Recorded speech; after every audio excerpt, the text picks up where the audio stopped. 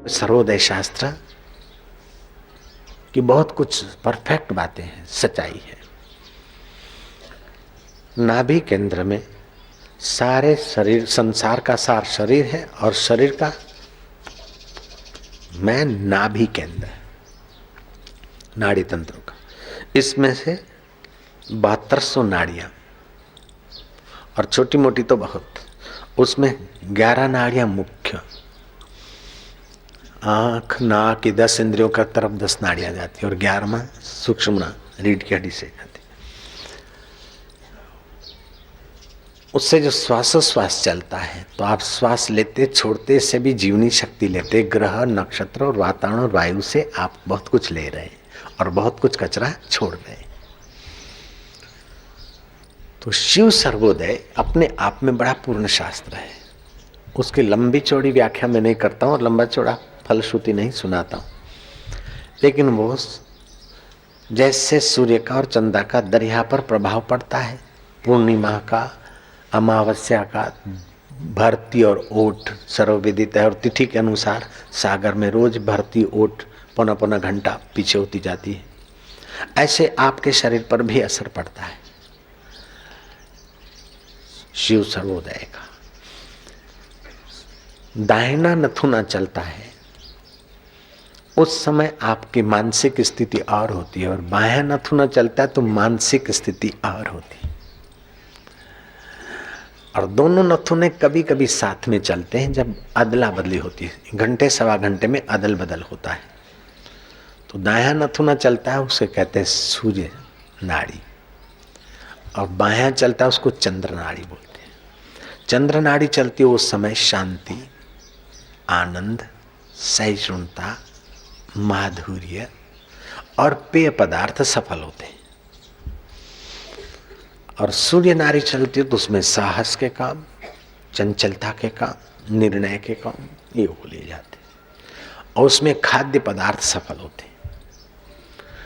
अगर सूर्य नाड़ी चलती और पेय पदार्थ पिया तो धातु क्षीण होने की बीमारी लगती, प्रदर रोग की बीमारी लगती, अथवा सूर्य नाड़ी चलती और पेय पदार्थ पिए तो इतना लाभ नहीं होता है।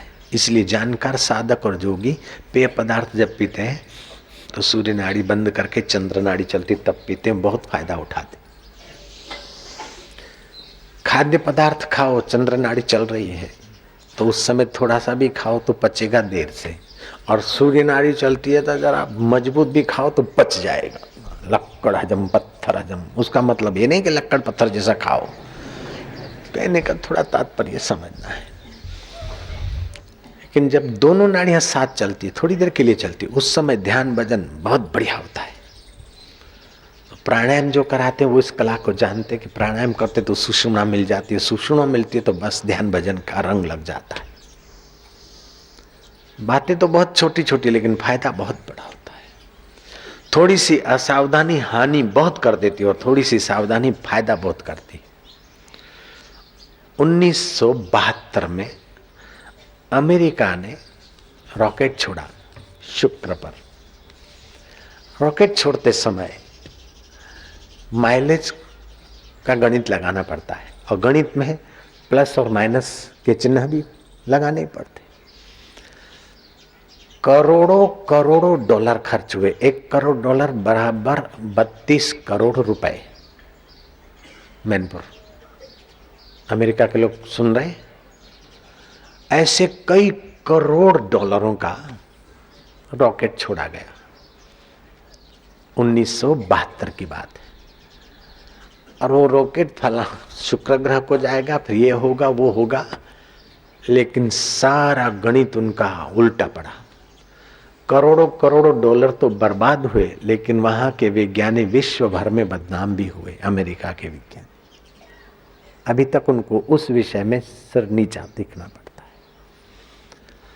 जांच कमीशन बिठाई गई कि क्या कारण है, और जांचते जांचते पता चला कि वो माइलेज गिनने में प्लस और माइनस का जरा सा क्षुद्र चिन्ह, माइनस का चिन्ह, उस चिन्ह को देखने में भूल हो गई। बस सारा गणित उल्टा हो गया और सारे करोड़ अरबों रुपए खत्म हो गए और नाक कट गया।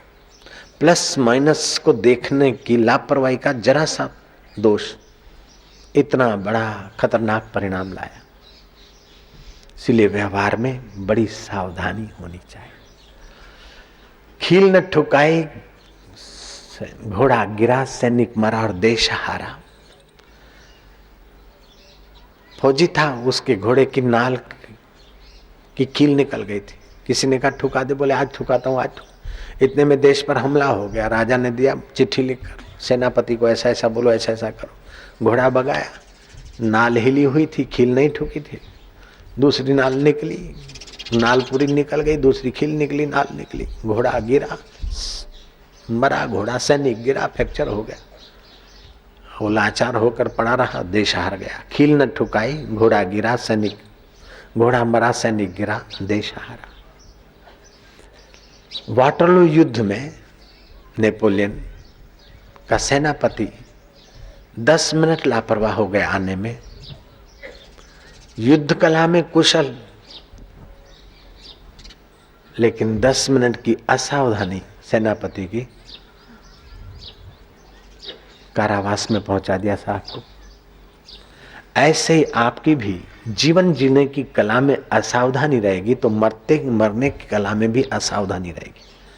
जैसे प्लस और माइनस पर ध्यान रखा होता तो ये बुरे हाल नहीं होते, ऐसे जीवन और मृत्यु की घड़ियों में ध्यान रखें।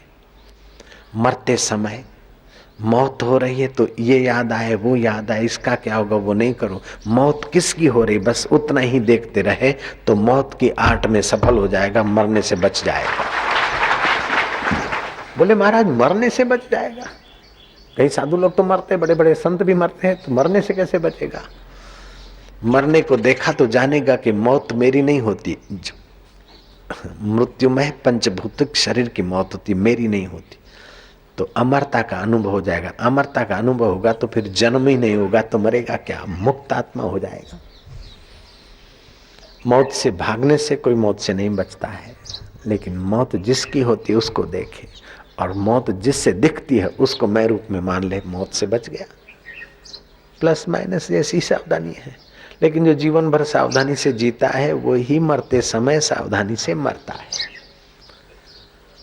नारायण हरि नारायण।